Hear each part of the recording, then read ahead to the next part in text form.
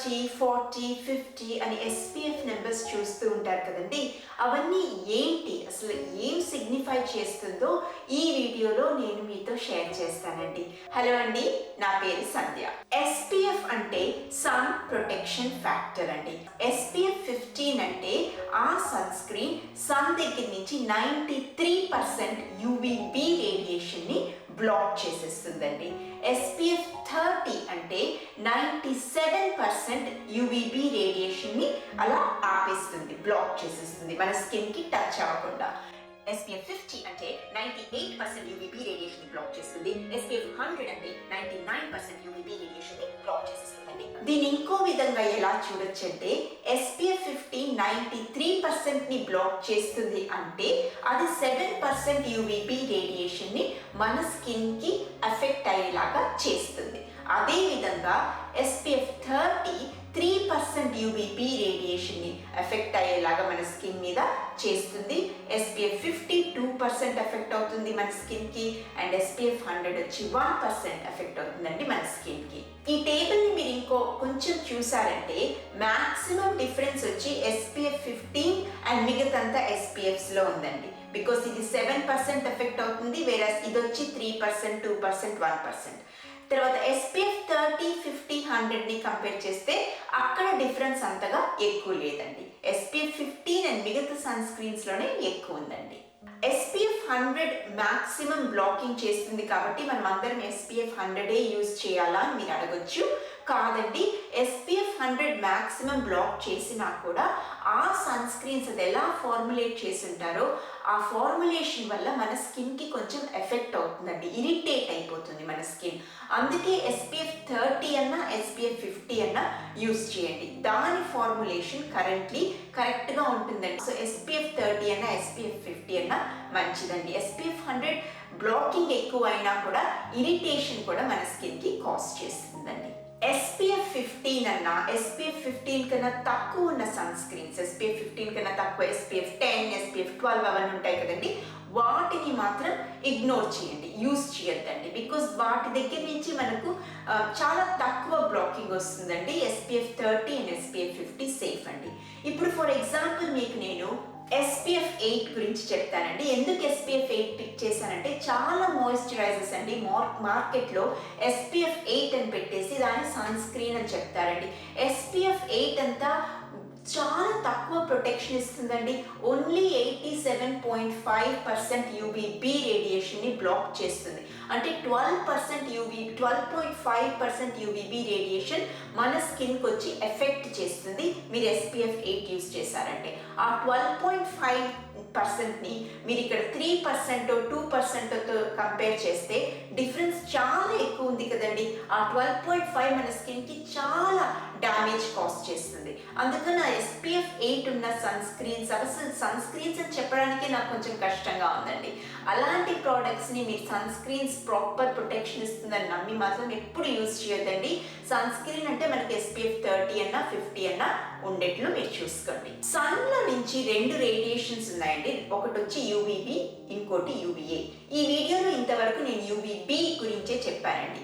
UVA కూడా మన skin కి చాలా డ్యామేజ్ కాజ్ చేస్తుందండి. UVA, UVB రెండు స్కిన్ క్యాన్సర్ కాజ్ చేస్తుంది. UVB మన స్కిన్ ని బర్న్ చేస్తుంది. UVA, UVB రెండు స్కిన్ ని కూడా బాగా ఏజ్ చేసి పిగ్మెంటేషన్ కాజ్ చేస్తుంది. సో మంచి సన్ స్క్రీన్ జస్ట్ ఒక UVB ప్రొటెక్షన్ మాత్రం ఇస్తే సరిపోదండి, అది UVA ప్రొటెక్షన్ కూడా ఇవ్వాలి.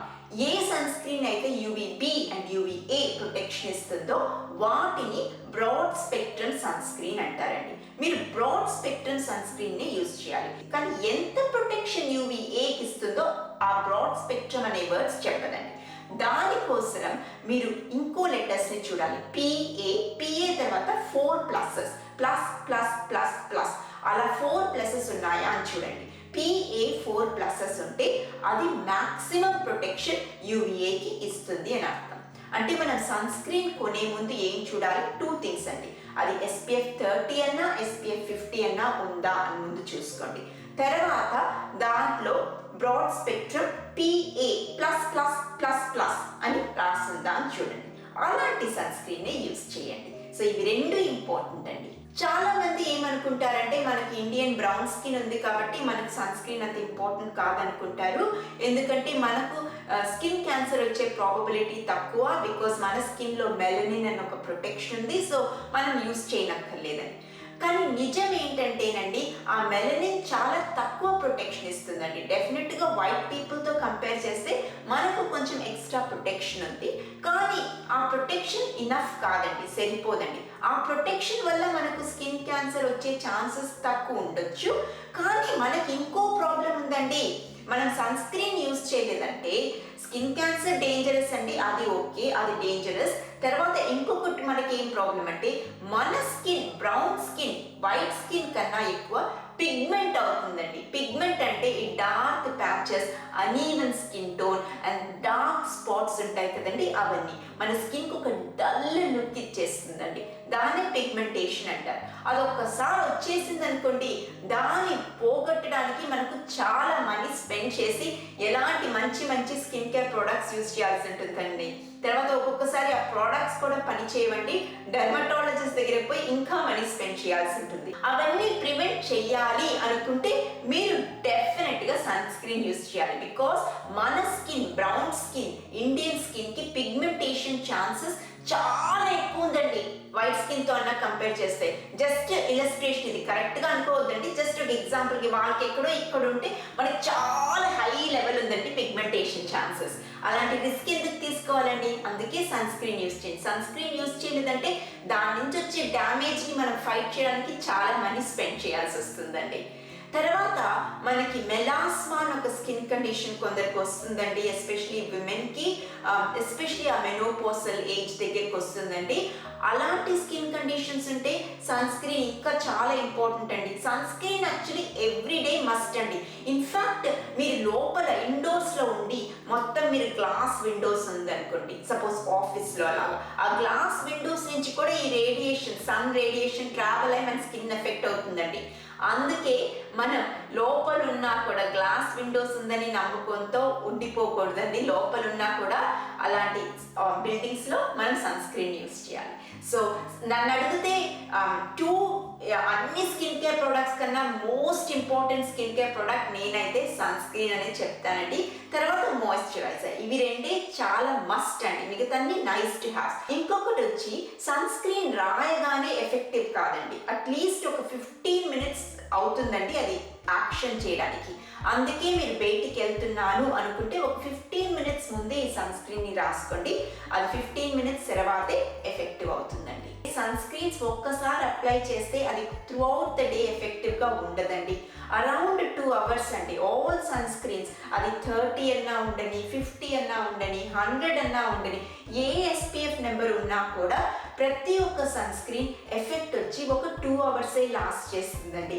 ఆ 2 hours తర్వాత మనం మళ్ళా సన్ స్క్రీన్ని రీఅప్లై చేయాలి.